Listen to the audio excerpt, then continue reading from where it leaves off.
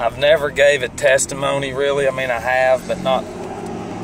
I need to start doing more of that because I've got 5 years coming up in December, and I don't really talk and stress about, you know, the importance of testimonies because people are afraid of me,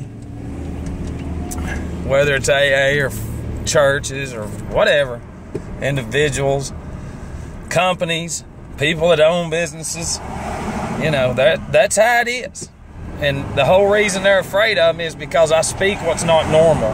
But exactly what they're all into is what got me drunk. But I want to talk about, you know, I grew up, my mom and dad bought a restaurant when I was in 7th grade. So I grew up in a restaurant. And I had to work weekends too, and that shit pissed me off. But I mean, it's helped me in my recovery now because doing that shit, you know, showed me them weekends ain't partying and stuff. But my dad's real stern, you know. I'm just like him was, like he used to be. You know, there was a lot of more structure back then. You know, I'm not getting into that. But as time has gone on, you know, I grew up around that restaurant. We're not big. We're not. We could be, but we're not. We've been the same as it's always been. Just like an alcoholic that, you know, just drags ass every day. You know, and before too long, it will fucking end. Just like alcoholics' life, they end their lives early. But I grew up in this restaurant, you know, and my work ethic has always been good. My anger was very horrible when I was younger, beating phones up and shit at the restaurant. You know, leaving. Reason leaving now is because it's like you can't argue, you know, you can't get your point across to 9 people that are negative against 1 person that's positive. You have to leave because everybody's outnumbering you. They won't be lazy and you gotta leave. But anyways, you know, coming up through that restaurant, I had to work weekends, which it has built a lot of character within me to this day. And but I was fortunate, you know, that because I got a lot of trouble, got a lot of DUIs, got a lot of trouble, you know, with drugs and whatever. And my mom and dad was there to help me out. You know, and there's a lot of people out there just like that, and there's a lot of people that ain't. And both fucking sides meet in the same fucking place. It's exactly right. You know, and they helped me out, and I never really learned my lesson. And I didn't. You know, it's called enabling, but we don't know that. Families don't know that shit. And whatever the case may be, you know, we had the restaurant. But I always had ideas at the restaurant. You know, let's add this. Let's create a new menu. Let's go get some deliveries. Let's go to the hospital. Let's get some stuff going. My dad had done it, and it's like, let's follow it up and do it. You know, and I used to get drunk because, see, nobody likes working around owners' kids and family and shit because they just don't. And that's everywhere. You know, so nobody wants to fucking do what, you know, people want to try to do. And, you know, we get into dealing drugs and doing drugs and drinking and shit, and then that desire goes away. You know, and then when you try to bring that desire back, I'm in my 40s now, you know, through your mid-20s, late 20s, early 30s, and nobody fucking gives a shit. And that's everywhere too. That's where we as alcoholics and addicts, we relapse. They're not doing what I fucking want them to do, and it's a choice. You know, it was a choice for me to relapse. It was a choice for me to not sit there and say, fuck it, y'all just keep being stupid, but I can't do that. See, I want more for me. I want more for more people. I don't want you to fucking be lazy, just sitting there doing nothing. Getting away with it because you're fucking owner, whoever the boss is saying do whatever you want to. You know, but it's not.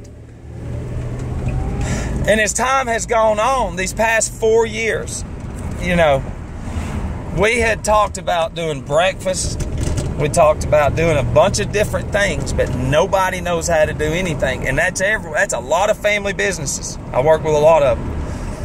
You know, and I used to relapse over that stuff because of wanting more and not allowing people that don't give a shit to just not give a shit and then leave. That was my choice to stay at my parents' restaurant. And nobody else's parents, even though they fucking act like it, and other families do too. That's not even your parents, and you act like you fucking own them places. And you don't know anything about those businesses, just like addicts and alcoholics don't know anything about the business within them fucking selves to get better. You don't know your inventory. You don't know shit about life.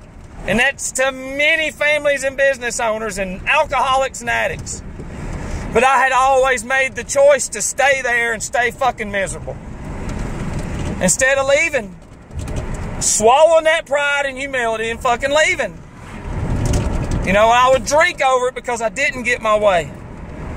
So now, I am strong enough and founded in my recovery that now I can walk away. You know, I can help out from a distance. But if people do not want to change, and they stay in the same fucking day, and never grow, just like in recovery, you gotta leave addicts and alcoholics behind. We love you, but you're not getting better. And it's just like with this, and I'm sharing this because I work with a lot of families and people that own family businesses. And I'm going through the same shit, you know. And when you leave, you have to mean business. But see, they're going to want to try to punish you. How dare he or she? You know. But how solid is your recovery? Are you ready to get hit with anything and then forgive them? Because it's not their fault they're acting like that. Everybody's been spoiled their whole fucking life. Everybody. In all walks of life. Can you walk away and say, okay, fuck it. You know, this is it. I'm not going to drink and do drugs over it. You know, because I want more. I want more out of life, and I want more energy out of other people. Instead of people allowing people to be fucking idiots.